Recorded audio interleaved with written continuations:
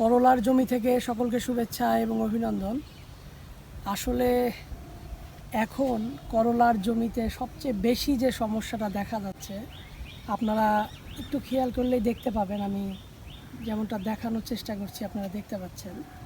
সেইটা হচ্ছে করলার পাতার মধ্যে মধ্যে কিছুটা ফ্যাকাশে সাদা ভাব হচ্ছে এবং ধীরে ধীরে সেই জায়গাটা হলুদ হয়ে বিবর্ণ হয়ে কিছুটা পুড়ে যাওয়ার মতো হচ্ছে এবং ধীরে ধীরে একটা হলুদ ভাব তৈরি হচ্ছে এবং গোটা গাছে আক্রান্ত হলে গাছটা মরে যাচ্ছে।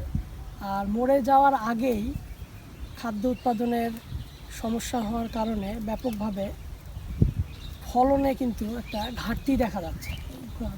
এই রোগটাকে বলা হয় আসলে ডাউনি মিলডিউ রোগ। এইটা কুমড়া জাতীয় ফসলের সব ফসলেই হতে পারে, অর্থাৎ শসা, মিষ্টি কুমড়া বা চাল কুমড়া, লাউ সব ধরনের ফসলেই হয়।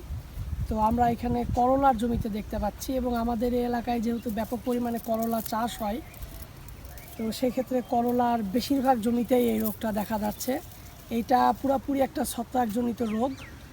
এই রোগটা দমনের জন্য প্রাথমিকভাবে আমাদেরকে রোগাক্রান্ত পাতা বা ডগা বা গাছ অপসারণ করে দেওয়াই ভালো, কারণ আমরা জানি যে ছত্রাক স্পোরের মাধ্যমে অন্যান্য গাছে ছড়িয়ে পড়ে। আর পূর্ব সতর্কতা হিসেবে এই গাছটাকে আমরা লাগানোর পূর্বে যদি বীজটাকে শোধন করে নিতে পারি, তাহলে কিন্তু এই রোগ অনেকটাই কমে যায়। আর যখন হয়ে গেছে দেখতে পাবো জমিতে, তখন প্রতিকার হিসেবে আমরা ছত্রাকনাশক ব্যবহার করতে পারি। সেক্ষেত্রে আমরা কার্বেন্ডাজিম গ্রুপের ছত্রাকনাশক ব্যবহারে ভালো রেজাল্ট পাবো, অথবা কার্বেন্ডাজিম প্লাস ম্যানকোজেব যে প্রিপারেশনের ছত্রাকনাশকগুলো আছে, এগুলাও আমরা ব্যাক টু ব্যাক অর্থাৎ 4-5 দিনের ব্যবধানে 2বার বা 3বার যদি ব্যবহার করি, তাহলে কিন্তু একটা ভালো রেজাল্ট পেতে পারি।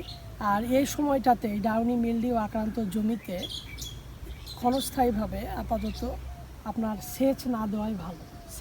সেচটা অফ রেখে, বন্ধ রেখে আপনি আপাতত 2বার বা 3বার ছত্রাকনাশক প্রয়োগ করার পরে আপনি আবার স্বাভাবিক সেচ, সার এগুলো প্রয়োগ করবেন। তো তাতে ইনশাল্লাহ আমরা মনে করি যে এই ডাউনি মিলডিউটা দমন হয়ে যাবে এবং একটা ভালো ফলাফল আসবে। ধন্যবাদ সবাইকে।